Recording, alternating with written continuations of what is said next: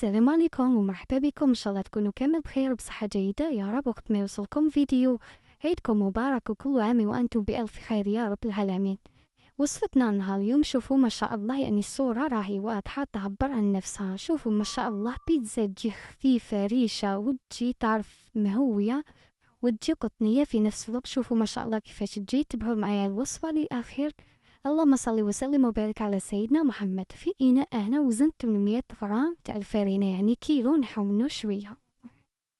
زدت هنا ملعقة كبيرة ونصف خميرة فورية، ملعقة كبيرة ونصف تاع السكر، ونضيف عليها كذلك نخلط الخميرة بعدها. نحط هنايا دير 5 مغارف تاع الزيت، ولا حبيتو ديري زيت زيتون، تقدروا تنسموها حتى بالزيترة. هنا درنا 5 مغارف تاع زيت زيتون وزيت عادي عفوا، حبة بيض، نص مغرفة كبيرة تاع الملح، يعني يجي هذاك هو، يجي يعني سوا. هنا نبدا نلم فيها بالماء دافي، للأمانة فقط الماء خدالي تقريبا 3 كؤوس، يعني تقريبا حطيتها يعني تدريجيا. نتوما ما حيش يعني ديروها كامل، شوفوا يعني مترموش علاجي ومن بعد تحصلوا فيها. هي العجينة دوك تشوفوا القوام تاعها، يعني ما لازمش طمطم، يعني عجينة يابسة، لازم تقعد شوية طرية وشغل تلصق شوية في اليد. هذا هو السر باش تجينا خفيفة.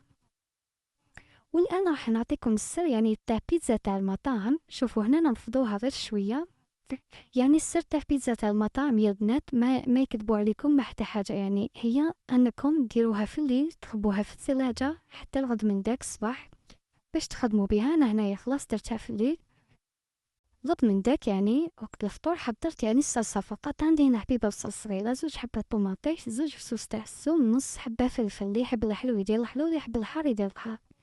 هذه الصلصة يعني إيطالية. نحط هذيك الطماطم، البصل، الفلفل والثوم. وهاد الصلصة يا البنات تجي هايلة وتجي يعني بكمية وفيرة، يعني ديروا بها وتخبوا الباقي. نزيد عليها شوية تاع الماء ونحطها فوق النار حتى يطيب كلش. بعد ما يطيب كلش نرحيوها هكذا بالميكسر، ببغا ميكسر نرحيوها مليح كامل، مكلا يعني تصفيوها. من بعد نعاود نردها فوق النار ونبدا نضيف عليها باقي التوابل. عندي هنايا مقرفة تاع الملح، ملعقة تاع البابريكا ولا فلفل عكري الأحمر، الحلو ولا الحار كيما تحبوه، نزلة الهريسة يعني اختياري، ملعقة طماطم مصبرة تكون معمرة، رشة تاع فلفل أسود، وشوية تاع الزهيت مرحية. نخلط جيدا حتى هذيك الطماطم مصبرة يعني لازم تذوب تماما. من بعد ما نخلط كامل هاد المكونات يعني نخلوها فوق النار تغلي، يعني حتى تشوفوها دارت فقاعات. شوفوا يعني اللون تاعها كيفاش كان بعد ما شعلت عليها يعني الضو تاع لاوت. شوفوا يعني اللون تاعها ما شاء الله كيفاه. هنا نزيد قطعات من زيت الزيتون، نخلط الكل جيدا ونخليها تغلي مليح يعني حتى تثقل. تشوفوا الخليط تاعكم ثقيل، ونطفو عليها ونخلوها بجهة تبرد. هنا بعد مرور ليلة كاملة على العجينة تاع البيتزا، شوفوا ما شاء الله كيفاش ولات. شوفوا هنايا، شوفوا ما شاء الله كيفاش ملتحدات كي شغل السلوكة، يعني خيوط خيوط. نحاول نلم هذيك العجينة ونحطها يعني فوق طاولة العمل، نرش طاولة العمل بالفرينة، ونرش العجينة تاعنا كذلك شوية بالفرينة لأنها طرية. نقطعها يعني 4 خبزات يكونوا شوية كبار، ولا حبيتهم شوية صغار يعني يخرج لكم حتى 5 خبزات. نحاول نكورهم بهذه الطريقة هذه ونحطهم فوق الفرينة،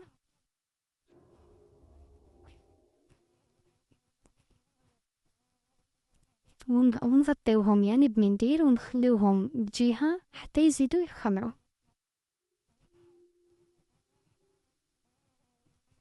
هنا حاولت نديرهم كامل متساويين.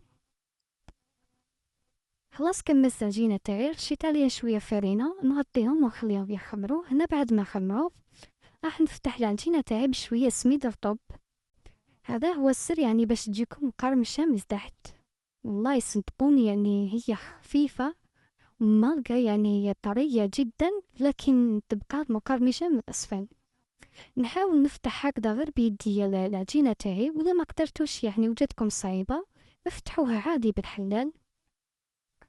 أنا هنايا حليتها يعني من بعد وليت نجبد فيها كيما العجينة تاع المسمن.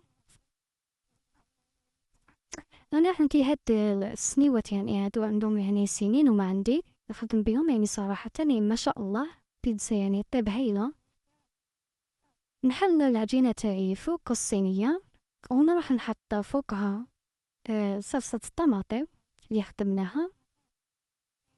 نحاول نمشيها كامل على كامل الوجه تاع العجينة.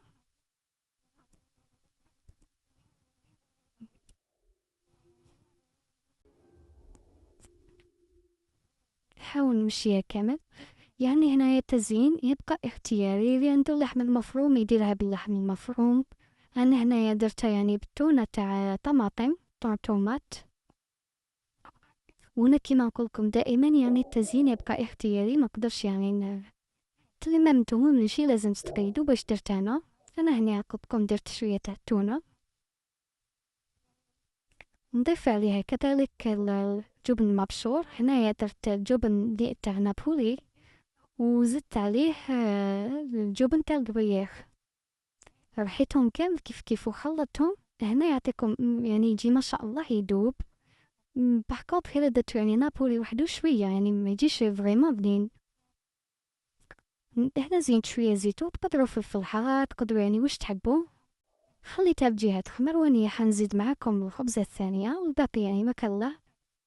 انا درناهم كامل. نفتحوها ونحطوها في الصينية. وهنا يعني نكون شعلت الفرن على اقصى درجة. يعني الفرن تاعكم لازم يكون بزاف سخون. نزينها كما الاولى.